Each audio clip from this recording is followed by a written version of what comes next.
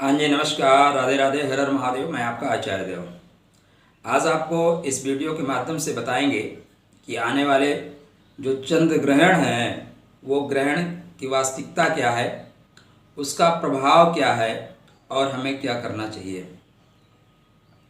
तो 26 मई को, जिस दिन कूर्म जयंती भी है और वैशाख पूर्णिमा भी है, बुद्ध पूर्णिमा, बुद्धं शरणं गच्छामि, धम्मं शरणं गच्छामि, संघं शरणं गच्छामि। हम बुद्धिमान लोगों की शरण में चलें। वो बुद्धिमान लोगों का एक संगठन हो, वह संगठन धर्म का अनुसरण करने वाला हो। तो 26 मई को चंद्र ग्रहण लग रहा है। चंद्र ग्रहण का जो समय है वो दोपहर में है। तो ग्रहण जब रात्रि में होता है, चंद्र ग्रहण रात्रि में, तो प्रभावकारी होता है। सूर्य ग्रहण अगर रात्रि में हो तो प्रभावकारी नहीं होगा। उसी तरह चूँकि चंद्र ग्रहण दिन में है, इसलिए आपके लिए प्रभावकारी नहीं है, अपितु यह उपछाया ग्रहण ही है। तो पहले जो ग्रहण का डर है उसको मन से निकाल दीजिए। ग्रहण जैसा कुछ नहीं है। वैसे भी ग्रहण भी हमें बहुत कुछ देने आता है। तो यह स्टैंडर्ड टाइम के अनुसार देखें तो 2:17 से लेके दोपहर में सायंकाल 7:19 तक इस ग्रहण का समय है। वृश्चिक राशि में शनि के नक्षत्र अनुराधा में यह ग्रहण पड़ रहा है। सूतक जैसी कोई बात ही नहीं है। ना तो सूतक लगेगा, ना तो मंदिर के कपाट बंद होंगे, और ना वो कार्य आपको करने की आवश्यकता है जो ग्रहण में किए जाते हैं। आप सामान्य रूप से अपने दिनचर्या में रह सकते हैं। 9 घंटे पहले सूतक लगता है, लेकिन यहाँ पे सूतक जैसी कोई बात नहीं है।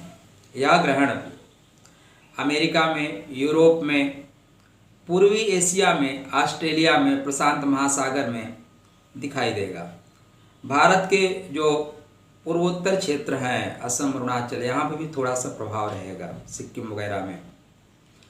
लेकिन आप मध्य क्षेत्र में हैं, पश्चिम क्षेत्र में हैं, दक्षिण क्षेत्र में हैं, तो आपके ऊपर प्रभाव नहीं पड़ रहा है। ये उपछाया चंद्र ग्रहण है। ये उपछाया चंद्र ग्रहण क्या होता है? तो चंद्र ग्रहण शुरू होने से पहले चंद्रमा धरती के उपछाया में प्रवेश करता है। चंद्रमा पृथ्वी के वास्तविक छाया में प्रवेश के बिना ही बाहर वापस आ जाता है। इसको बोलते हैं उपछाया चंद्र ग्रहण। लेकिन यह ब्रह्मांड में कहीं न कहीं इसका प्रभाव पड़ेगा। जब भी खगोलीय घटनाएं इस तरह की घटती हैं, अगर उनको हम ज्योतिष के नज़र से देखें तो उसका असर पड़ता है। अब आप पे, आपको जो चीज़ दिखे उसका ही असर पड़े ऐसा आवश्यक नहीं है। शनि आपको नहीं दिखता, मंगल आपको नहीं दिखते, लेकिन शनि मंगल का असर आपको पड़ता है।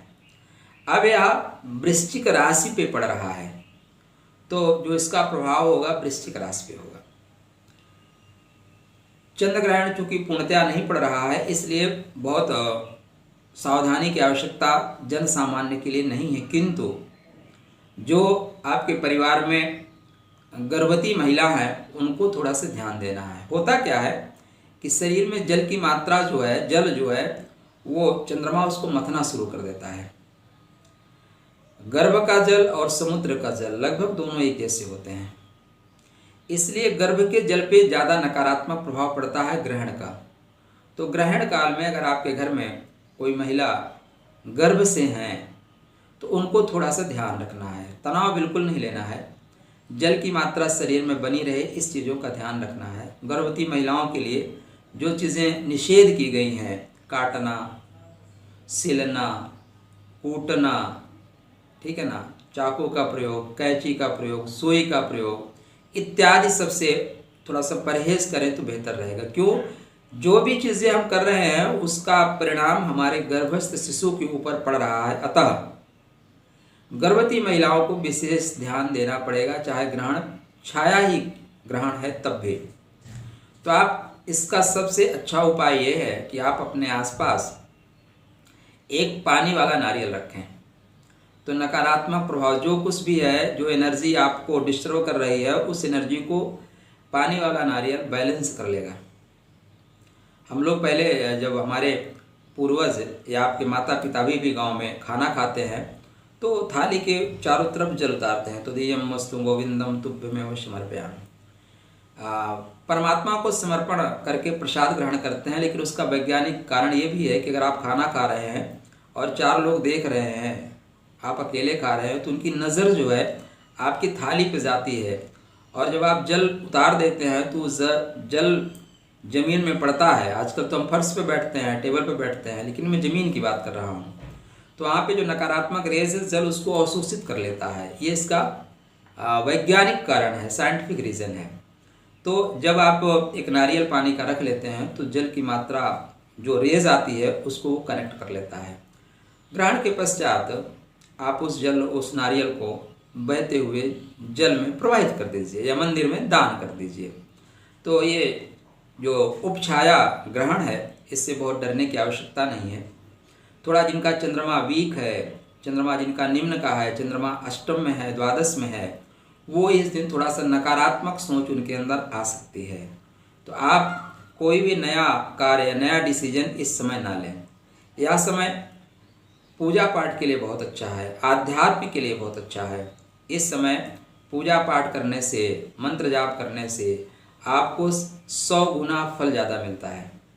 जैसे नॉर्मल कोर्ट में आप अप्लाई करिए तो सुनवाई होने में महीनों वर्षों लग जाते हैं, लेकिन लोक अदालत जो कोर्ट लगती है उसमें जब आप अप्लाई करते हैं तो उसी दिन आपको डिसीजन मिल जाता है।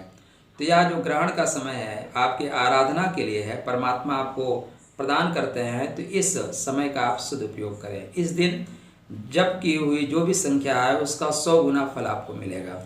तो 2:09 से 2:17 से लेकर 7:19 के बीच जितना आप जाप कर सकते हैं, अनुष्ठान कर सकते हैं, कोई मंत्र सिद्ध करना चाहते हैं उसको आप सिद्ध कर सकते हैं। तो परमात्मा की तरफ से एक वरदान है आपके लिए यह ग्रहण, इसको इसी रूप में स्वीकार करें।